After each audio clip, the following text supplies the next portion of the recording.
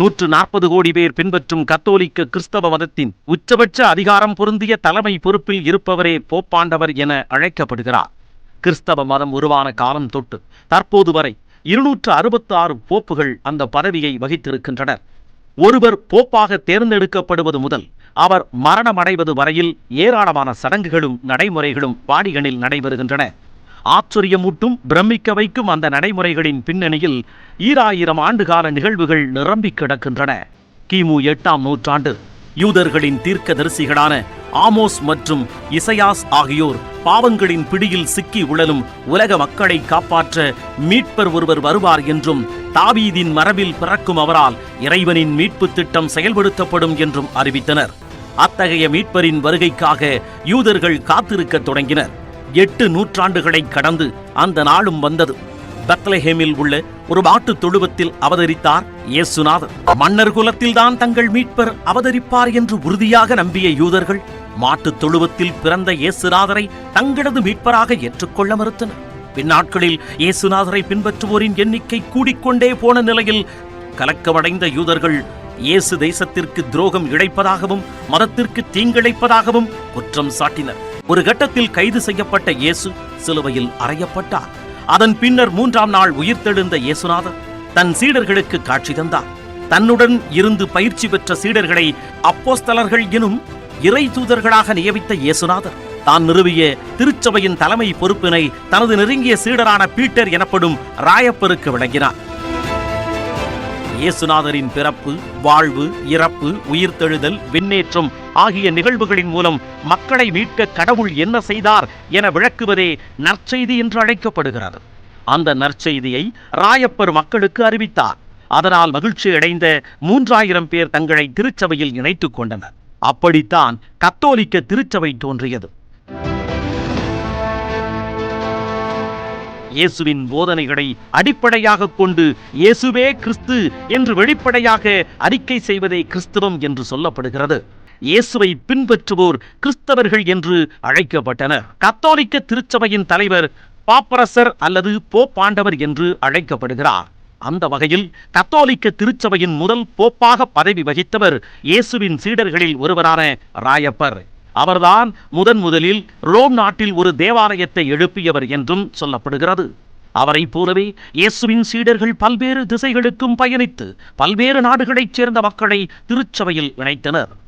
அன்றைய காலகட்டத்தில் அரச அதிகாரங்களை புறக்கணித்து கடவுளை முதன்மைப்படுத்திய கிறிஸ்தவ மதத்திற்கு கடும் எதிர்ப்பு எழுந்தது. அதனால் 4ஆம் நூற்றாண்டு வரை ஆட்சியாளர்களால் பெரும் நெருக்கடிக்கு உள்ளானார்கள் கிறிஸ்தவர்கள். ஆனால் 4ஆம் நூற்றாண்டில் இருந்து அந்த நிலை மாறத் தொடங்கியது. அப்போதுதான் ரோம் நகரம் கிறிஸ்தவத்தின் தலைநகராக மாறுவதற்கான அடித்தளமிடப்பட்டது. 4ஆம் நூற்றாண்டில் ரோமாபுரியின் மன்னராக இருந்தவர் கான்ஸ்டன்டைன். போர்களிலேயே பொழுதை கடத்திக் கொண்டிருந்த மன்னனுக்கு அடுத்து ஒரு போர் புரிய வேண்டிய அவசியம் வந்தது. அதில் வென்றே ஆக வேண்டிய நெருக்கடியும் இருந்தது. அந்த சமயத்தில் ஒரு நாள் இரவு மன்னனுக்கு ஒரு விசித்திரமான கனவு வந்தது. அந்த கனவில் சிலுவைக் குறியிடப்பட்ட கவச தொப்பியை அணிந்து கொண்டு போர் செய்வதாக காட்சிகள் விரிந்தன. அந்த கனவில் தான் கண்டபடியே சிலுவைக் குறியிடப்பட்ட தொப்பியை அணிந்து கொண்டு களமிறங்கிய மன்னனுக்கு போரில் வெற்றி கிடைத்தது. அதன் பின்னர் விசாரித்த போதுதான் சிலுவைக் குறி கிறிஸ்தவ மதத்தோடு தொடர்புடையது என்பது தெரிய வந்தது. போரில் தனது வெற்றிக்கு இயேசு கிறிஸ்துவே காரணம் என்று எண்ணிய கான்ஸ்டன்டைன் தனது சாம்ராஜ்யத்தின் மதமாக கிறிஸ்தவ மதத்தை அதிகாரப்பூர்வமாக அறிவித்தார். அப்படித்தான் ரோம் நகரம் கிறிஸ்தவ மதத்தின் தலைமையிடமாக மாறியது.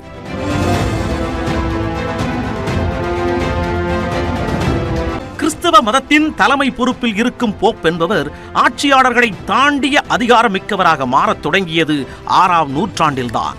கிபி 590இல் போப்பாக பொறுப்பேற்றுக் கொண்ட கிரிகோரியின் காலத்தில்தான் ரோமின் போப் உலகெங்கும் உள்ள திருச்சபைகளின் மீது அதிகாரம் கொண்டவர் என்ற கருத்து உருவானது. அரசர்களை விட போப் அதிகாரம் கொண்டவர் என்ற கருத்தாக்கமும் வருவானது. அதிகாரமிக்க பொறுப்பு என்ற ஒன்று இருந்தால் அதில் அரசியல் நுழையும் அல்லவா? அப்படிப்பட்ட சம்பவங்களும் இடைக்காலத்தில் நடைபெற்றன. கிபி 1198ஆம் ஆண்டு 3ஆம் இன்னோசன்ட் போப்பாக பதவியேற்ற நிலையில் அரசையே எதிர்க்கும் அளவிற்கு போப்பின் அதிகாரம் இருந்தது. சுயநல காரணங்களுக்காக தனது மனைவியை விவாகரத்து செய்த பிரான்ஸ் மன்னன் பிலிப் அகஸ்டஸுக்கு கண்டனம் தெரிவித்தார் போப். மனைவியை மறுபடியும் ஏற்றுக்கொள்ள வேண்டும் என்ற போப் சொன்னதை மன்னன் மறுக்க நாடே கொந்தளித்தது. வேறு வழியின்றி மதத் தலைவருக்கு மன்னன் அடிபணிய வேண்டிய சூழல் வந்தது. கொள்கை ரீதியான தர்க்கங்கள் ஏற்பட்ட போது போப்புகள் சரியான பாதையில் வழி நடத்தினர். அப்படி இருந்தபோதும் 1500களில் கிறிஸ்தவ மதத்தில் பெரும் பிளவு ஒன்று ஏற்பட்டது. கத்தோலிக்க திருச்சபையில் இருந்த குறைபாடுகளை சுட்டிக்காட்டி தனி குழுவாக இயங்கி வந்த மார்ட்டின் லூதர் புராட்டஸ்டன்ட்கள் எனும் பிரிவை தொடங்கினார். பின்னாளில் புராட்டஸ்டன்ட்கள் பிரிவிலும் ஏராளமான பிளவுகள் ஏற்படத் தொடங்கின. ஆனால் இன்றும் கத்தோலிக்க திருச்சபையில்தான் பாதிக்கும் மேற்பட்ட கிறிஸ்தவர்கள் இணைந்திருக்கின்றனர். கடந்த 2000 ஆண்டுகளாக 266 போப்புகள் கத்தோலிக்க திருச்சபையை வழிநடத்தியிருக்கின்றனர். 2025ஆம் ஆண்டில் காலமான போப் பிரான்சிஸ் 266வது போப்பாக இருந்தாலும் ஆள் கணக்கில் பார்த்தால் 264 போப்புகள் தான் இதுவரை பணியாற்றி இருக்கின்றனர். 9ஆம் பெனடிக்ட் என்பவர் கிபி 1032, 1045 மற்றும் 1047 ஆகிய ஆண்டுகளில் போப்பாக 3 முறை பதவியேற்றுள்ளார். அதனால் நபர் எண்ணிக்கையின் அடிப்படையில் பார்த்தால் இதுவரை 264 பேர் போப்பாக பதவி வகித்துள்ளனர். இப்படி போப்பாக ஒருவர் பதவியேற்கும் விழா முடிசூட்டு விழா என்றே பல நூற்றாண்டுகளாக அழைக்கப்பட்டு வந்தது. முடிசூட்டும் சடங்கின் போது போப்பாக பதவி ஏற்பவர் ஒரு அரியணையில் அமர்ந்திருப்பார். அந்த அரியணையை பலர் சுமந்து கொண்டு செயின்ட் பீட்டர் தேவாலய வளாகத்தை வலம் வருவார்கள்.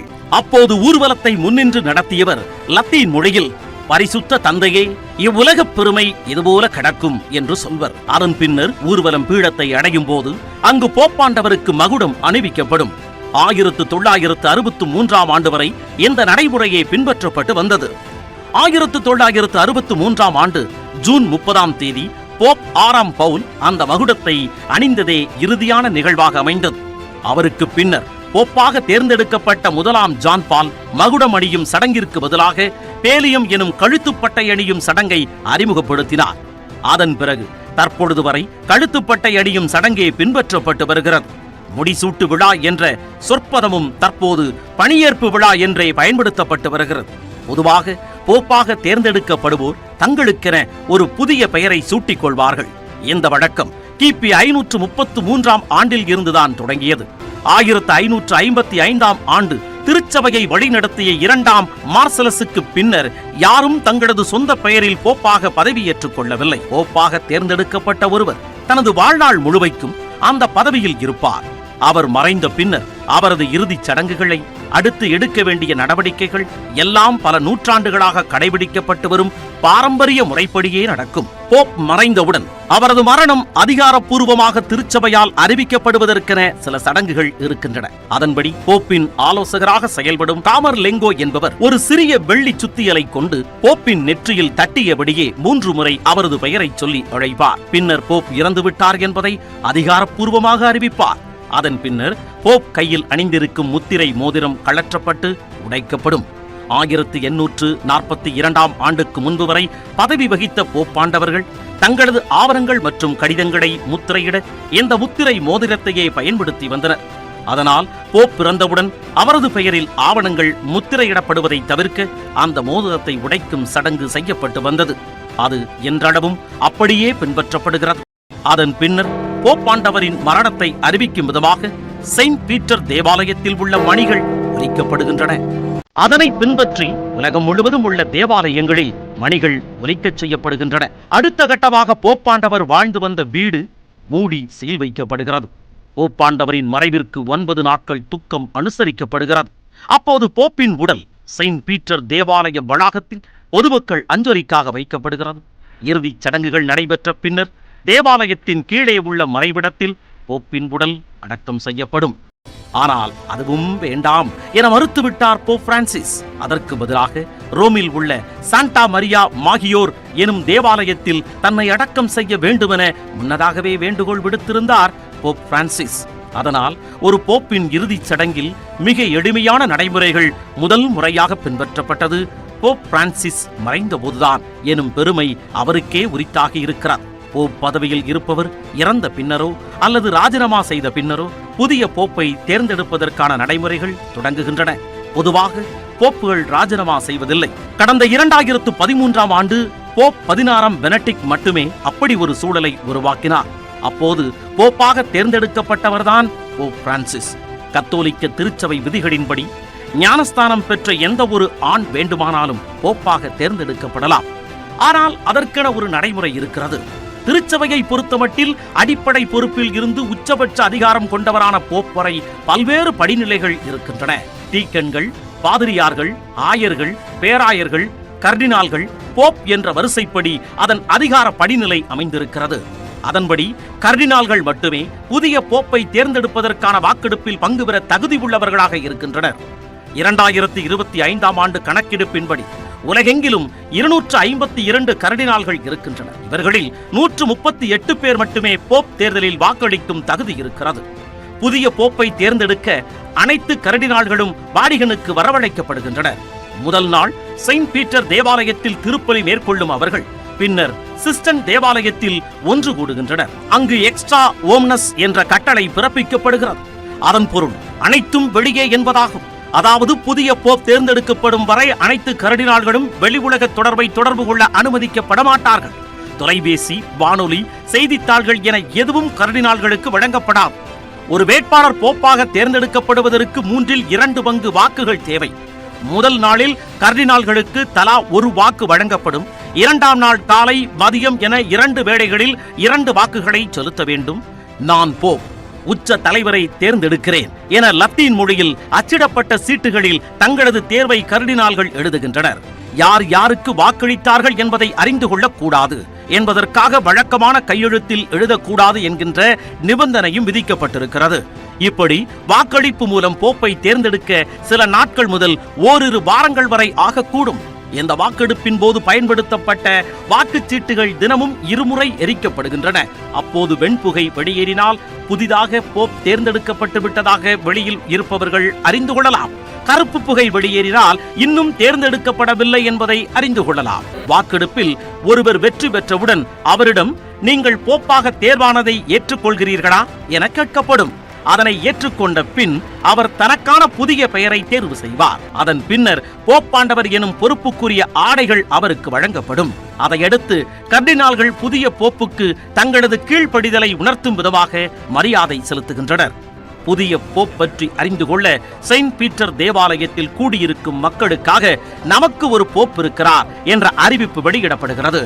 அப்போது புதிய போப்பை மூத்த கர்டினால் மக்கள் மத்தியில் அறிமுகப்படுத்துகிறார். அந்த நிகழ்வில் பாரம்பரியப்படி புதிய போப் சிறு உரையாற்றி ஆசீர்வாதம் வழங்குகிறார். அப்படித்தான் ஒரு புதிய போப்பாண்டவர் தேர்ந்தெடுக்கப்பட்டு இறை பணிக்கு வருகிறார்.